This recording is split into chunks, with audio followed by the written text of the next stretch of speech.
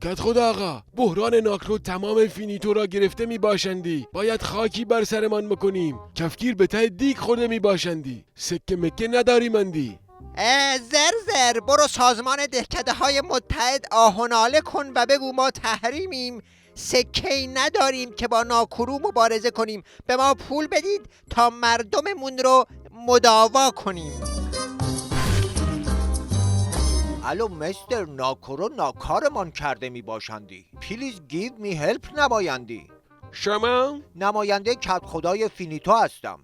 پول برای چه میخوای؟ پول میخواییم تا برای اهالی دارو بخریمندی. پول تیرو کمون هایی که برای سوراباد میفرستی را خرج دارو کن. آن پولها را هرچه بود فرستادیم، چیزی در بساط نمانده. خب از پول هایی که در امامزاده فینیتو قلمبه کرده ای بردار. ای بابا، به آن که نمیشود دست زد، آن مال امامزاده است، صاحب دارد. خب از پولی که در جیب کت خدای خودتون قلمبه کرده ای بردار.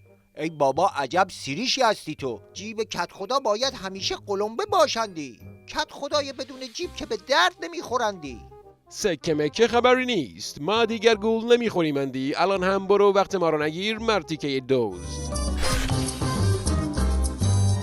چه شد زر؟ روزگار عوض شده کت خدا، دیگر کسی گول ما را نمیخورندی. حالا چه خاکی بر سرمان بکنیمندی؟ هی چه می شود کرد؟ کت خدای هم برای ما دردسر شده. بیا این چند سکه را بگیر، خرج دوا و درمان بیت خودمان کن. اما به همه بگو کت خدا از پول خودش خرج دوا و درمان برای اهالی کرده می باشندی.